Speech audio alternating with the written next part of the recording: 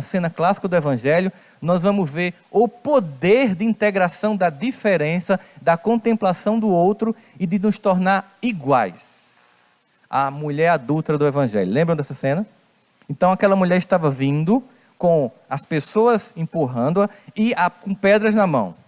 Era uma cena clássica em que o Sinédrio queria que ou Jesus apedrejasse, o que mostraria que ele não era tão bonzinho quanto ele pregava, ou que ele não apedrejasse e dissesse isso publicamente, o que faria com que eles cumprissem uma norma da Torá publicamente e ali já seria preso.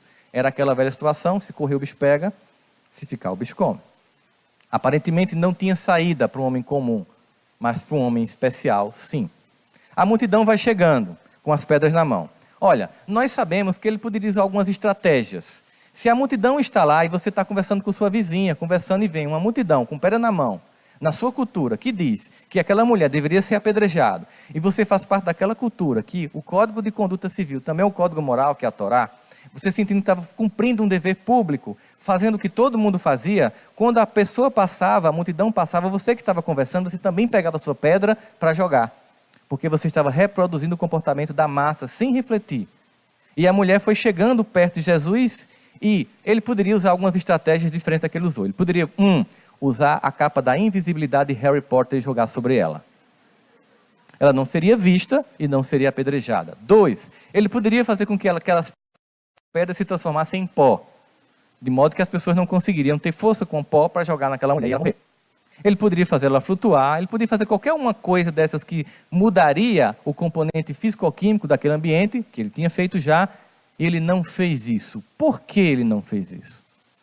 Ao meu ver, eu posso estar completamente equivocado, ele estava muito mais interessado em evangelizar a multidão do que em apenas salvar a mulher. Embora nos filmes em que se condense parte da narrativa sobre essa história, sempre mostre no personagem que representa Jesus um olhar de julgamento, de escárnio e de indiferença à multidão, porque está julgando, eu acredito que foi o contrário. Foi acolhimento. Foi acolhimento de dizer assim, vocês têm também sombras, e mesmo assim são acolhidos. Por que não acolher quem tem sombra? E com uma única pergunta, sem fazer um milagre, Jesus consegue dissolver o psiquismo coletivo e de obediência cega. Com uma única pergunta, que não é feita para a multidão, mas é uma pergunta feita para cada membro da multidão, ele devolve a cada um a sua individualidade, capacidade de autorreflexão, fazendo com que as pessoas parem de se comportar como cardume, parem de se comportar como todos e se comportem individualmente e percebam a incapacidade que nós temos de julgar. Assim, todos abrindo mão da pedra, ele pergunta para a mulher quem havia condenado ela e ele mesmo diz que não a condena. O que nós vemos ali é acolhimento de todos, acolhimento dela e acolhimento da multidão. E não salvando ela e execração da multidão. É o acolhimento das sombras que nós temos.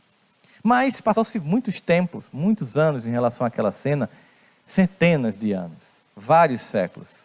O ano passado, uma jovem chamada Fabíola foi flagrada por seu marido saindo do motel. E ele filmou e colocou nas redes sociais. E nós, desta feita com nossas pedras virtuais do WhatsApp, passamos a jogar nos grupos e divulgar e opinar e execrar sem se perguntar, e se fosse eu, que na hora da queda tivesse sido filmado, eu gostaria de tamanha exposição? Será que ainda não percebemos que precisamos construir, sim, em nós, a capacidade de viver praticamente o Evangelho? E que somente essa é a condição sem a qual nós não vamos construir um nível de fraternidade? E, sem sombra de dúvidas, nem necessariamente as pessoas que podem até nem acreditar no Evangelho ou em Deus, mas que todos nós sabemos que é necessário a identificação do outro como alguém que deve ser respeitado, reverenciado e reverenciado e com o qual eu aprendo. Será que a gente ainda não percebeu que sempre que eu rejeito esse outro, eu me empobreço? Por exemplo, num casamento em que eu acho que por ser o homem eu tenho mais autoridade e não percebo o que a mulher traz como acréscimo na vida do coletivo do casal, eu empobreço a relação? E que não é por acaso que as culturas onde a mulher é perseguida, elas beiram a barbárie e a Idade Média, e onde a mulher tem espaço e liberdade, elas são as culturas mais avançadas e mais civilizadas e mais sofisticadas que nós temos? Se desde casa, desde a minha experiência em casa, num relacionamento afetivo, a convivência com o outro impede a igualdade da dignidade, imagina isso quando eu conseguir construir coletivamente.